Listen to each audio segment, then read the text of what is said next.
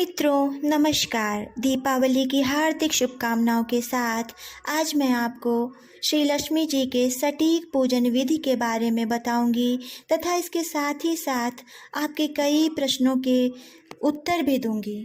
तो आइए जानते हैं लक्ष्मी पूजन की सटीक विधि। अमावस्या को यानी लक्ष्मी पूजन के दिन सभी मंदिरों, दुकानों और हर घर में श्री लक्ष्मी जी का पूजन किया जाता है। कार्तिक अमावस्या का दिन दीपावली त्योहार का एक महत्वपूर्ण दिन माना जाता है।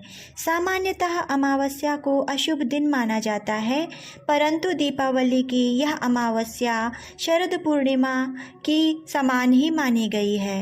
कल्याणकारी एवं समृद्धि सूचक है। इस दिन श्री लक्ष्मी पूजन के साथ ही अलक्ष्मी निस्तारण भी किया जाता है। लक्ष्मी पूजन के दिन श्री विष्णु जी ने लक्ष्मी सहित सभी देवताओं को असुर राज बलि के कारागृह से मुक्त किया था। तत्पश्चात उन सभी देवताओं ने क्षीर सागर में जाकर शयन किया था, ऐसी मान्यता है। आइए जानते हैं दीपावली पर लक्ष्मी पूजन की सटीक विधि। प्रातःकाल मंगल स्नान करके देवता पूजन, दोपहर को पावर्ण, श्राद्ध एवं ब्राह्मण भोजन एवं प्रदोष काल में लता पल्लवों से सुशोभित किए हुए मंडप में लक्ष्मी, श्री विष्णु आदि देवता एवं कुबेर का पूजन, ऐसा लक्ष्मी पूजन के दिन की विधि है। लक्ष्मी पूजन करते समय एक चौरंग यानी कि चौकी पर अक्षत का अष्टदल कमल अथवा स्वास्तिक बनाकर उस पर लक्ष्मी जी की मूर्ति की स्थापना करते हैं। कुछ स्थानों पर कलश पर छोटी प्लेट रखकर उस पर लक्ष्मी जी की मूर्ति की स्थापना करते हैं। लक्ष्मी जी के समीप ही कलश पर कुबेर की प्रतिमा रखी जाती है। इसके बाद लक्ष्मी आदि देवताओं को लौंग, इलायची और शक्कर से तैयार किया गया गाय के दूध के खोए का नैवेद्य भोग लगाते हैं। धान, गुड़, लाई, बताशा आदि पदार्थ लक्ष्मी जी को अर्पित करके फिर इष्ट मित्रों को बांटते हैं। ब्राह्मणों एवं अन्य क्षुधा पीड़ित अर्थात भूखों को भोजन कराते हैं। फिर रात्रि में जागरण किया जाता है। लक्ष्मी पूजन के लिए आवश्यक साहित्य उपलब्ध न हो तो जितना उपलब्ध है उतने साहित्य में भावपूर्ण रीति से पूजा विधि करना चाहिए। बताशे आदि सामान न मिलने पर देवता को घी, शक्कर, गुड़ शक्कर अथवा मीठे पदार्थ का नैवेद्य भोग अवश्य लगाना चाहिए। प्रिय मित्रों, आइए जानते हैं माँ लक्ष्मी किसके यहाँ निवास करती हैं। कार्तिक अमावस्या की रात्रि में जागरण किया जाता है। पुराणों में ऐसा बताया गया है कि कार्तिक अमावस्या की रात्रि को लक्ष्मी सर्वत्र संचार करती हैं एवं अपने निवास के लिए योग्य स्थान ढूंढती हैं। जहाँ स्वच्छता, सुंदरता और रसिकता दिखती है वहाँ तो वे आकर्षित होती ही हैं तथा जिस घर में चरित्रवान, कर्तव्य दक्ष, संयमी, धर्मनिष्ठ एवं ईश्वर भक्त तथा क्षमाशील स्त्री पुरुष एवं गुणवती पतिव्रता स्त्रियां रहती हैं, उस घर में निवास करना लक्ष्मी जी को बहुत ही अच्छा लगता है। प्रिय मित्रों, आइए जानते हैं कि लक्ष्मी देवी से की जाने वाली प्रार्थना क्यों महत्वपूर्ण होती है।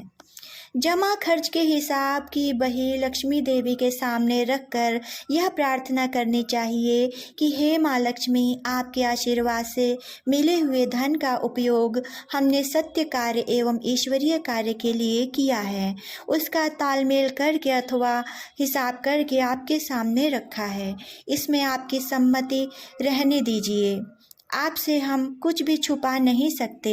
यदि हमने आपका विनियोग योग्य प्रकार से नहीं किया तो आप हमारे पास से चली जाएंगी। इसका मैं निरंतर ध्यान रखता हूँ। इसीलिए हे लक्ष्मी देवी, मेरे खर्च को सम्मति देने के लिए भगवान से आप मेरा अनुरोध कीजिए, क्योंकि आपके अनुरोध के बिना वे उसे मान्यता नहीं देंगे। अगले वर्ष भी हमारा कार्य अच्छी तरह पूर्ण होने दीजिएगा। मित्रों, लक्ष्मी पूजन के दिन रात को झाड़ू क्यों लगाते हैं? गुणों का निर्माण किया जाए तो भी यदि दोष नष्ट हो तभी गुणों का महत्व बढ़ता है। यहाँ लक्ष्मी प्राप्ति के लिए उपाय के साथ ही अलक्ष्मी का नाश भी किया जाना चाहिए। इसलिए इस दिन नई झाड़ू खरीदी जाती है, उसे लक्ष्मी कहते हैं। मध्य रात्रि को नई झाड़ू से घर का कचरा सूप में भरकर उसे बाहर डालना चाहिए। ऐसा बताया गया है, इसे अलक्ष्मी निस्तारण कहा जाता है। सामान्यतः कभी भी रात को घर बुहारना अथवा कचरा बाहर डालना जैसी कृत्य नहीं किए जाते, केवल इसी दिन यह करना चाहिए। कचरा निकालते समय सूप बजाकर भी अलक्ष्मी को निकाला जाता है। प्रिय मित्रों, क्या आपको पता है कि लक्ष्मी पूजन करते समय अक्षत का अष्टदल कमल एवं अथवा स्वास्तिक क्यों बनाना चाहिए? कार्तिक अमावस्या के दिन किए जाने वाले श्री लक्ष्मी पूजन के समय अक्षत से बना हुआ अष्टदल कमल अथवा स्वास्तिक ही श्री लक्ष्मी की स्थापना की जाती है। सभी देवताओं की पूजा करते समय उन्हें अक्षत का आसन दिया जाता है। अन्य देवताओं की तुलना में श्री लक्ष्मी देवी का तत्व अक्षत में 5% अधिक प्रमाण में आकृष्ट होता है, क्योंकि अक्षत में श्री लक्ष्मी के प्रत्यक्ष सगुण गुणात्मक अर्थात संपन्नता की लहरियां आकृष्ट करने की क्षमता होती है।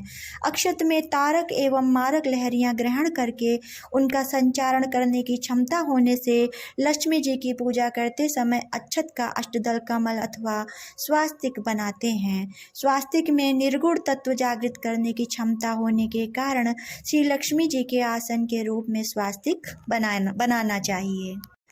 लक्ष्मी जी चंचल हैं, ऐसा कहने का कारण क्या है? किसी देवता की उपासना की जाए तो उस देवता का तत्व उपासक के पास आता है एवं उसके अनुसार लक्षण भी दिखते हैं। उदाहरणार्थ, श्री लक्ष्मी जी की उपासना करने से धन प्राप्ति होती है। उपासना कम हुई, अहम या अहंकार जागृत हुआ तो देवता का तत्व उपासक को छोड़कर चला जाता है। इन्हीं कारणों से श्री लक्ष्मी उपासक को छोड़कर चली जाती है। तब स्वयं की गलती मान न करके व्यक्ति कहता है लक्ष्मी चंचल है। यहाँ ध्यान में लेने लायक सूत्र यह है कि लक्ष्मी चंचल होती है तो उन्होंने श्री विष्णु के चरण कब के छोड़ दिए होते। आपको यह जानकारी कैसी लगी अवश्य बताइएगा। आप सभी को दीपावली पर्व की हार्दिक शुभकामनाएं। नमस्कार।